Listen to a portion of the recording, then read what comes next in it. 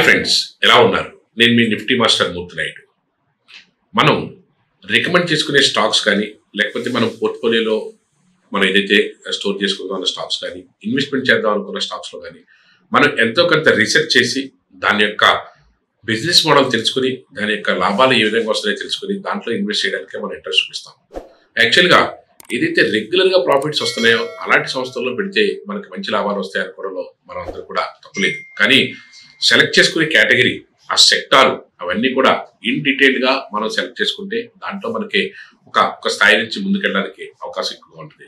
అలాంటి స్టాక్స్లో మనకి ఎఫ్ఎంసీజీ ప్రొడక్ట్స్ అనుకోండి, రెగ్యులర్గా మనం రోజు వాడే ప్రొడక్ట్స్ ఏదైతే ఉంటాయో దానికి సంబంధించినటువంటి ఎఫ్ఎంసీజీ కంపెనీస్ అయితే రెగ్యులర్గా దాంట్లో వచ్చి డైలీ ప్రాఫిట్స్, అదేవిధంగా క్వార్టర్లీ ప్రాఫిట్స్, మంత్లీ ప్రాఫిట్స్ అన్ని కూడా మనకి విజిబుల్గా ఉంటాయి. దాంట్లో ఈజీగా మనకి ఐడెంటిఫై చేయడానికి మనకి అర్థమవుతుంటుంది, బిజినెస్ మోడల్ అర్థమవుతుంటుంది. కానీ అలాంటి ఎఫ్ఎంసీజీ ప్రొడక్ట్స్ అన్ని అమ్మడానికి ఉన్నటువంటి సూపర్ మార్కెట్ ఏదైతే ఉందో అలాంటి సూపర్ మార్కెట్ వచ్చేటప్పటికి రీటైల్ సెక్టార్లోకి వస్తుంది. ఆ రీటైల్ సెక్టార్లో సూపర్ మార్కెట్స్ దాంట్లోనూ ఒక ఐకానిక్ గా ఉండి దానికంటూ ఒక ప్రత్యేక స్థానాన్ని క్రియేట్ చేసుకునేటువంటి ఒక సూపర్ మార్కెట్ నేను మీకు ఇంట్రడ్యూస్ చేస్తాను. దాని పేరే డిమార్ట్. డిమార్ట్ ఇదైతే మనకి 2002 నుంచి లిస్టింగ్ అయిందో అవెన్యూ సూపర్ మార్కెట్ గా మనకి ఇది మార్కెట్ లో లిస్ట్ అవడం జరిగింది. అవెన్యూ సూపర్ మార్కెట్ అంటే పెద్దగా తెలియకపోవచ్చు, కానీ డిమార్ట్ అంటే అందరికీ కూడా తెలుసు. ఈ డిమార్ట్ సుమారుగా మన దేశంలో 10 స్టేట్స్ పైగా ఈ డిమార్ట్ ఉన్నది. ఆ 10 స్టేట్స్ లో కూడా మనకి స్టెప్ బై స్టెప్ మనకి ఒక్కో స్టేట్ ఎక్వైర్ చేసుకుంటూ 10 స్టేట్ లోను మెజారిటీ ఆఫ్ ద సిటీస్ లోను వాళ్ళ యొక్క బ్రాంచ్లు ఎస్టాబ్లిష్ చేసుకుంటూ వచ్చారు. ఇక్కడ మనకి తెలుసుకోవాల్సింది ఏంటంటే, ఎక్కడ వాళ్ళ యొక్క ఫ్రాంచైజీ పెట్టినా, ఎక్కడ బ్రాంచ్ పెట్టినా, ఎక్కడ డిమార్ట్ పెట్టినా వాళ్ళ యొక్క ఓన్ సైట్ లోనే వాళ్ళ ఆ సైట్ ను కొని, ఆ స్థలాన్ని కొని వాళ్ళు బిల్డప్ చేసి ఆ స్టోర్ ని ఎస్టాబ్లిష్ చేయడం జరిగింది.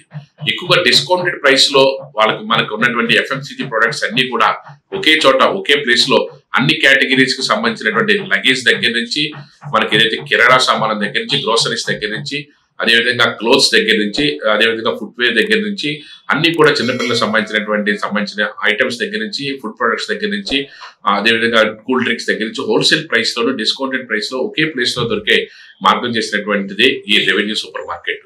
ఈ డిమార్ట్ ప్రతి మేజర్ సిటీలోనూ కూడా ఈ 10 స్టేట్స్ లో ఎస్టాబ్లిష్ అవడం జరిగింది. దీంట్లో మనం చూసుకున్నట్టయితే మార్కెట్ లో మనకి ఏదైతే మంచి క్యాపిటలైజేషన్ తో ఉన్నటువంటి స్టాక్ మనం సెలెక్ట్ చేసుకుంటాం. అందులో కూడా ఈ రీటైల్ సెక్టార్ లో ఇటీవల కాలంలో 3 లక్షల కోట్లని మార్కెట్ రీచ్ అయింది. దీని యొక్క మార్కెట్ క్యాపిటలైజేషన్ సుమారుగా 2,20,000 కోట్లు, 2,30,000 కోట్లు, 2,40,000 కోట్ల నుంచి రీసెంట్ గా 3 లక్షల కోట్లు మార్క్ ని టచ్ చేసింది. నేను ఇక్కడ మీకు అదేదైతే పేపర్ కటింగ్ ఏదైతే ఉన్నదో రీసెంట్ గా మనకి మార్కెట్ లో ఏదైతే పడిందో 3 లక్షల కోట్లు రీచ్ అయింది కూడా నేను మీకు ఇక్కడ చూపిస్తాను. At the same time market లో క్యాపిటలైజేషన్ ఎక్కువ ఉండడం అన్నది మంచి మనకి సిమ్టమ్. ఎందుకంటే మంచి డబ్బులతోటి, మంచి క్యాపిటల్ తోటి మార్కెట్ లో బిజినెస్ చేయడం అన్నది లాభదాయకమైన సూచికవే. అందులో కూడా మార్కెట్ లో ఇలాంటి స్టాక్ మార్కెట్ లోకి పబ్లిక్ లోకి వచ్చిన తర్వాత దాని యొక్క ప్రమోటర్ స్టేక్ ఎంత ఉన్నది అనేది మోస్ట్ ఇంపార్టెంట్. మనం ప్రమోటర్ స్టేక్ వచ్చేటప్పటికి 30% ప్రమోటర్ స్టేక్ ఉంటేనే తప్ప ఆ కంపెనీని మనం పెద్దగా ఇంట్రెస్ట్ చూపించం. కానీ 75% ఈ 3 లక్షల కోట్లలో కూడా 75% ప్రమోటర్ స్టేక్. ప్రమోటర్ స్టేక్ ఎంత ఎక్కువ ఉంటే మనం అంత మంచి స్టాక్ గా మనం దీన్ని అంచనా వేసి చేస్తూ ఉంటాం. అలాంటి ప్రమోటర్ స్టేక్ అద్భుతంగా ఉన్నటువంటి కంపెనీ ఈ డిమార్ట్.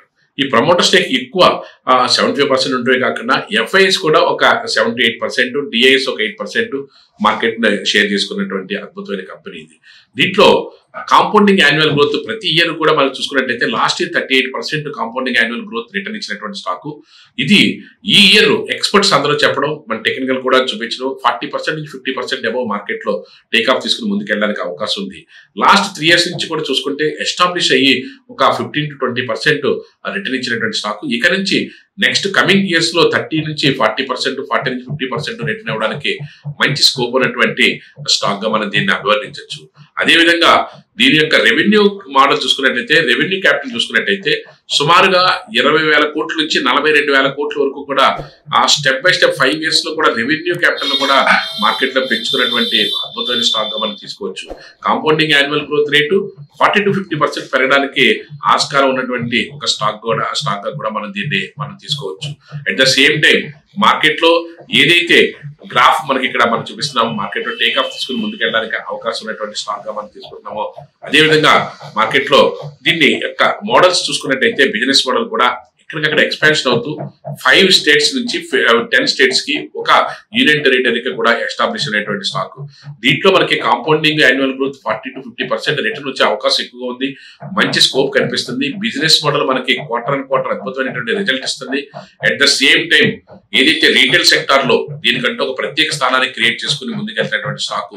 ఇలాంటి స్టాక్స్ లో అంటే మన పోర్ట్ఫోలియో ఇలాంటి స్టాక్ ఉండటం వల్ల మన యొక్క యావరేజ్ యాన్యువల్ గ్రోత్ రేట్ ఏదైతే ఉందో 15 నుంచి 30% వరకు కూడా ఎగడానికి ఎగబాగడానికి మంచి అవకాశం ఉంటుంది. మన యొక్క పోర్ట్ఫోలియో కూడా హెల్తీగా ఫైనాన్షియల్ గ్రోత్ ఉండి మంచి రిజల్ట్ ఇవ్వడానికి అవకాశం ఎక్కువగా ఉంటుంది. Thank you.